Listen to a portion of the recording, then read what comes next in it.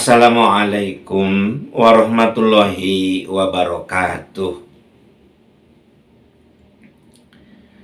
Innal hamdalillah nahmaduhu wa nasta'inuhu wa nastaghfiruhu wa natubu ilaihi wa nastahdi wa na'udzu billahi min syururi anfusina wa min sayyiati a'malina.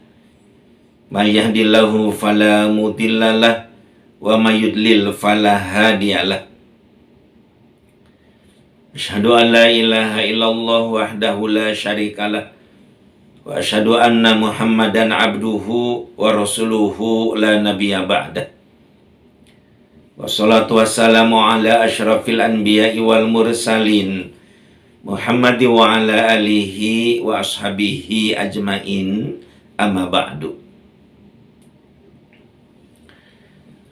Para pendengar dimanapun berada, bersyukur kita kepada Allah pada kesempatan ini Buya Asep bisa bertemu meskipun di dunia maya dengan pemirsa, pendengar semuanya. Shalawat serta salam semoga Allah Subhanahu wa Ta'ala selalu melimpahkannya kepada junjungan kita Nabi besar Muhammad Sallallahu Alaihi Wasallam, untuk keluarganya, para sahabatnya, para ulama amilin, mudah-mudahan termasuk kita sekalian. Amin. Ya Allah, ya Rabbal Alamin. Ini adalah ceramah Buya Asep seri kiamat yang ke-8. Selalu Buya mengingatkan, alangkah baiknya para pendengar paling tidak mendengarkan seri yang pertama dari kiamat ini, seri kiamat ini. Buya menyampaikan bahwa di dalam hadis riwayat Muslim yang diterima dari Huzaifah bin Asid Al-Ghifari, baginda Rasul bersabda bahwa di antara ciri-ciri kiamat itu adalah khosbun bil masyriqi, artinya gerhana timur.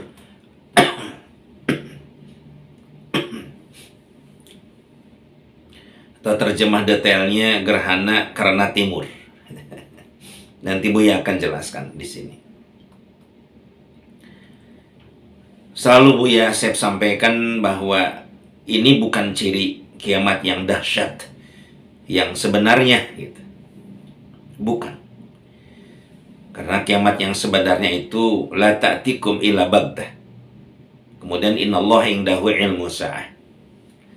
Datangnya kiamat yang dahsyat itu, hancurnya alam semesta diganti dengan alam akhirat, datang dengan tiba-tiba, tentu tidak ada cirinya.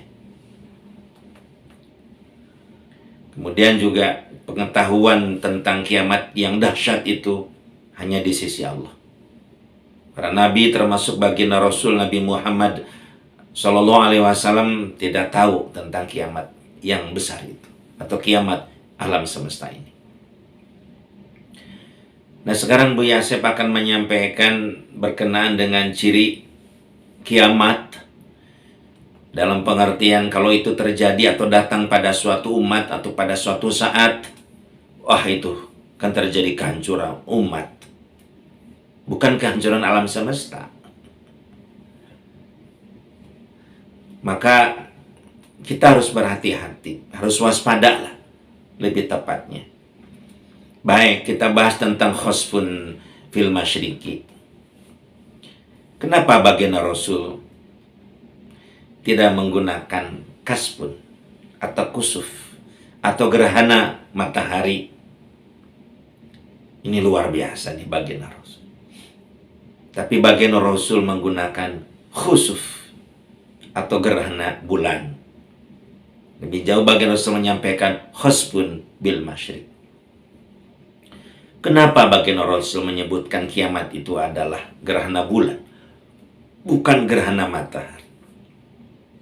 Kita paham betul atau tahu, dilihat dari ilmu astronomi, bahwa gerhana bulan itu terjadi pada saat bumi berada di antara matahari dan bulan. Kemudian gerhana bulan itu artinya bahwa cahaya bulan terhalang oleh apa? Oleh apa itu? Bayang-bayang bumi.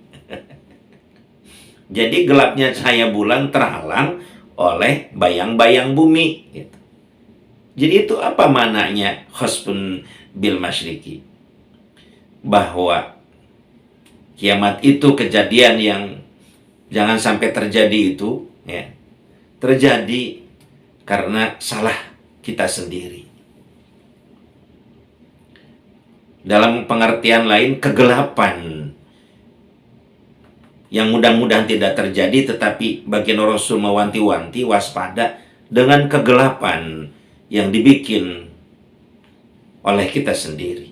Itu yang pertama dilihat daripada khosbun, bukan kasbun atau kusuf, tapi khusuf yang baginda Rasul sampaikan. Allah ya Rabbi, baginda Rasul, subhanallah. Nah, kemudian kenapa baginda Rasul tidak menyampaikan dengan kalimat khosfunil masyriqi? Itu gerhana bulan. Tetapi baginda Rasul menyampaikan khosfun bil masyriqi. Ada katanya bi. Jadi kegelapan dikarenakan ketimuran. Itu makna verbalnya gitu. Kemudian makna yang lebih jauhnya bahwasanya khosfun bil masyriqi ini diartikan adalah kegelapan yang terjadi dikarenakan faktor keagamaan. Kita paham kan pembahasan yang lalu bahwa orang-orang timur itu, masyarakat itu digambarkan tentang santunnya. Jadi menyangkut tentang agama. Jadi kiamat akan terjadi dalam pengertian sesuatu yang perlu kita waspadai pada suatu saat atau menimpa pada satu umat pada saat terjadi kegelapan dikarenakan faktor agama. Kok bisa terjadi, Bu ya? Kegelapan oleh faktor agama. Buktinya sudah terjadi. Pada abad kegelapan itu di zaman kaum Nasrani. Bagaimana kaum gerejawan dengan doktrin-doktrinnya merasa yang paling benar. Padahal mereka hanya sebatas verbalisasi. Memutarbalikkan kebenaran dengan kebatilan, bahkan merubah kitab-kitab mereka dengan tangan-tangan mereka sendiri. Pada akhirnya bertolak belakang dengan sunnatullah, keilmuan. Para ilmuwan berapa banyak yang dibunuh gara-gara berbeda pendapat dengan kaum gerejawan. Itu masa-masa kegelapan. Bagaimana Galileo Galilei saat itu dipenggal kepalanya karena menyatakan bahwa bumi itu adalah bulat, bukan datar seperti meja sebagaimana pendapat kaum gerejawan. Dan hal inilah kalau kita baca sejarah yang menjadikan munculnya isme sekulerisme, yaitu membedakan antara agama dengan negara. Dengan kata lain, agama jangan ikut campur mengurus negara. Urusan agama, agama sajalah. Urusan negara memang negara. Itu muncul dengan kata lain, urusan gereja, gerejalah. Agama adalah kami orang yang paham pengetahuan. Itu muncul karena saat itu memang orang-orang beragama di zaman itu sebetulnya bukan memegang agama dengan kejujuran. Bukan memegang agama dengan kebenaran. Tetapi demi kepentingan pribadi. Untuk mendapatkan materi dan kedudukan. Itu sudah menjadi rahasia umum. Sehingga ditinggalkanlah kaum gerejawan oleh orang-orang pada umumnya, terutama oleh para ilmuwan saat itu. Oleh kaum cendekiawan saat itu. Maka muncul sekulerisme. Nah, kalau kita juga berbicara, itu telah terjadi. Walau alam kalau sekarang mungkin masih terjadi. Hal-hal seperti itu dilanjutkan oleh mereka. Kita tidak bisa banyak ikut campur tentang itu. Nah, kemudian masalah kita sendiri. Hati-hati ini kita. Terutama yang selama ini berkecimpung di dalam lembaga-lembaga keagamaan. Agama Islam yang Buya maksud. Orang-orang yang belajar agama dengan ya, yang orang lihat kita belajar agama. Hati-hati. Jangan sampai agama menjadi alat untuk menjadikan kita merasa paling benar. Kita menjadi orang agamawan, memegang agama Islam, tetapi tidak mau misalkan menerima kemajuan teknologi. Itu sudah menjadi fitnah bagi umat Islam. Seolah-olah agama Islam itu agama yang tertutup dengan teknologi, padahal sebetulnya agama Islam itu adalah agama yang up to date untuk menghadapi berbagai kemajuan zaman. Berbicara tentang agama, yang melaksanakan agama, jangan sampai kita ini hanya sebatas berbicara beragama tetapi tidak menjadi suri toladan. Padahal suri toladan itu penting dalam beragama. A'udzubillahi minasyaitonirrajim. Bismillahirrahmanirrahim. Laqad kana lakum fi rasulillahi uswatun hasanah. Sungguh dalam diri Rasul itu ada suri toladan yang baik bagi kita. Laqad kana lakum fi rasulillahi uswatun hasanah, contoh yang baik atau suri toladan. Maka kita selaku orang-orang yang mengemban atau berkecimpung dalam agama harus menjadi contoh.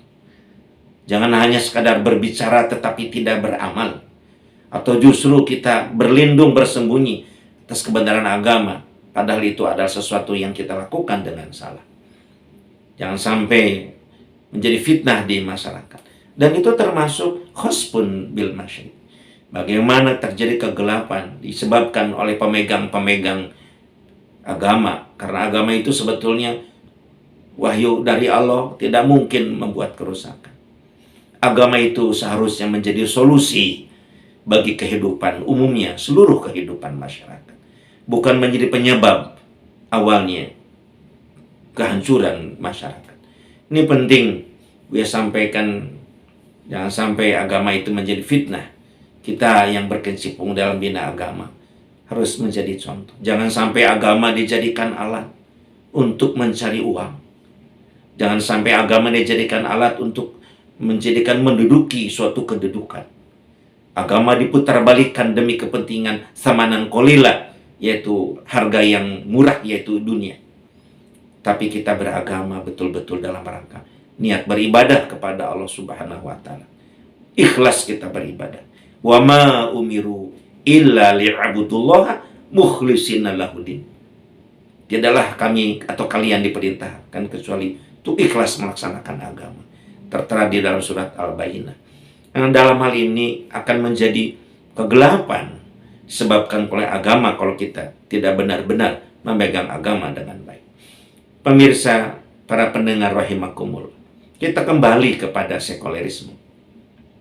Ada yang salah pemahaman umat zaman sekarang ini, terutama dari kalangan umat Islam. Kita harus paham sejarah mengapa orang-orang Kristen saat itu memisahkan agama dari negara. Karena saat itu kaum gerejawan begitu sangat tertutup dengan ilmu pengetahuan. Begitu sangat begitu menekankan dengan doktrin-doktrinnya. Maka saat itu ajaran gereja saat itu ditinggalkan oleh orang-orang ilmuwan terutama, dan bahkan oleh umumnya manusia saat itu. Karena mereka telah merubah kitabnya. Nah, kemudian kok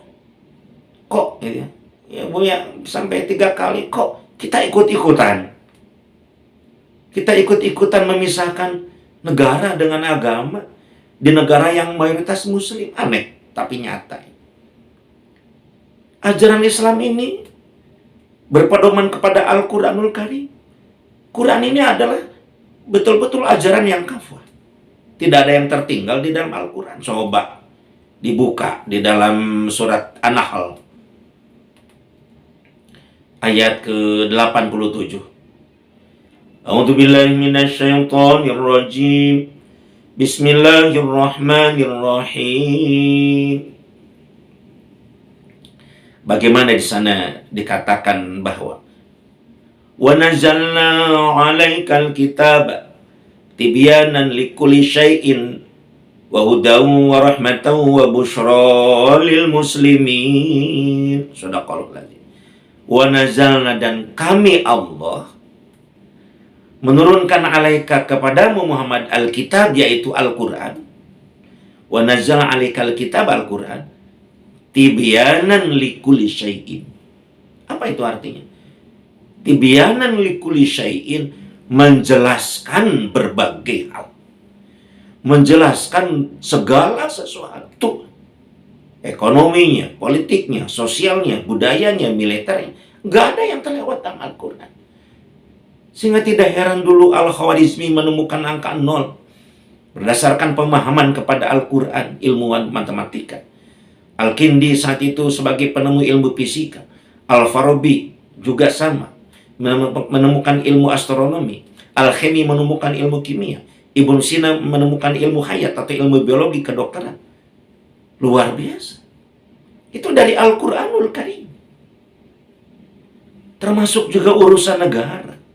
Kalau kita melihat pendapat Ibnu Khaldun, bagaimana negara itu harus diatur oleh agama. Yang dimaksud adalah agama Islam. Karena Islam adalah ajaran yang kafah. Beda dengan ajaran lain. Apalagi sekarang bukan zamannya dan sudah dirubah, diutak-atik, ditulis oleh tangan-tangan mereka. Sudah selayaknya dan sepatutnya Al-Quran menjadi dasar hukum di negeri kita. Wah, bagaimana Bu ya kalau umat yang lain mau juga? Mari kita duduk satu meja meskipun berbeda kursi. Kita debat. Bu ya yakin mereka tidak punya konsep kenegaraan. Hanya Al-Quran yang punya konsep kenegaraan. Maka dalam hal ini Buya mengingatkan semua yang beragama Islam yang sudah balik, pelajari Islam dengan baik. Sampai tahap kedua, pemahaman agama dengan baik. Tidak cukup pemahaman agama dengan baik, pengamalan agama dengan kafah.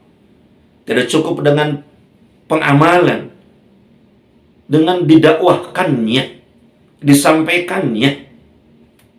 Kemudian yang terakhir, istiqomah. Itu terus bergulir, belajar, berpaham kita, beramal, berdakwah, dan istiqomah. Dan itu semuanya dilingkari, dihiasi akmalul mu'minina imanan ahsanuhum khuluqan, dengan akhlakul karimah. Sesempurna-sempurnanya orang yang beriman, orang yang berakhlakul karimah. Belajar dengan santun, pemahaman dengan santun, beramal dengan santun. Bagaimana berdakwah juga dengan santun, diuji, dibimbing dengan akhlakul karimah, termasuk dalam keistiqomahan. Karena hal itu sabda Rasul punya timbangan yang berat nanti pada saat di mizan. Dengan itu semuanya tidak akan menjadi agama itu sebagai justifikasi menghukumi orang lain, tetapi kita sendiri tidak berhukum kepada Al-Quran. Tidak ada dan tidak boleh ada yang takut. Jangankan muslim, non-muslim pun siapapun jangan takut kalau Al-Quran dipakai dalam kehidupan bernegara. A'udzubillahi minasyaitonirrajim. Bismillahirrahmanirrahim. Wa ma arsalnaka illa rahmatan lil alamin. Tidaklah kami mengutus kamu Muhammad kecuali untuk rahmat kasih sayang bagi semesta alam. Kita tidak punya alasan untuk takut. Jadikan Al-Quran ini sebagai dasar hukum. Bagaimana Quran ini harus mengatur kehidupan bernegara. Tidak bisa disamakan dengan ajaran gerejawan saat itu yang pantas ditinggalkan oleh ilmuwan karena memang mereka itu menutup ilmu pengetahuan. Al-Quran selalu up to date. Bagaimana bentuk negara pun sebagaimana. Yang penting agama menjadi panutan dan pedoman dalam kita memimpin umat manusia. Demikian yang Buya sampaikan. Auzubillah summa auzubillah. Jangan sampai istilahnya itu terjadi kiamat ini. Kalaupun memang sekarang ini menurut pandangan Buya sudah kiamat itu. Karena memang kegelapan dikarenakan faktor agama. Baik itu agama yang disalahgunakan untuk kepentingan pribadi atau kelompoknya. Atau dalam sisi lain agama ditinggalkan untuk mengatur negara ini. Jadi apa Buya solusinya? Tidak lain dan tidak bukan. Bismillahirrahmanirrahim. La haula wa la quwata illa billahil aliyil azim. Bagaimana kita sepakat Quran menjadi sumber hukum dari segala sumber hukum yang ada di negeri kita yang sangat kita cinta ini. Wa amruhum musyara bainahum, dan permasalahan di antara mereka dimusyawarahkan. Tentu ini tidak mudah seperti membalikkan telapak tangan. Tentu harus kita berhadapan dengan siapapun dan terjadilah musyawarah dan perdebatan-perdebatan memang perlu dimulai supaya nanti ke depannya tidak terlalu lama kita meninggalkan Al-Quran untuk urusan yang sangat penting untuk umat ini. Demikian yang Buya sampaikan. Terima kasih banyak atas perhatiannya dan mohon maaf atas kekurangan dan kehilafannya. Wassalamualaikum warahmatullahi wabarakatuh.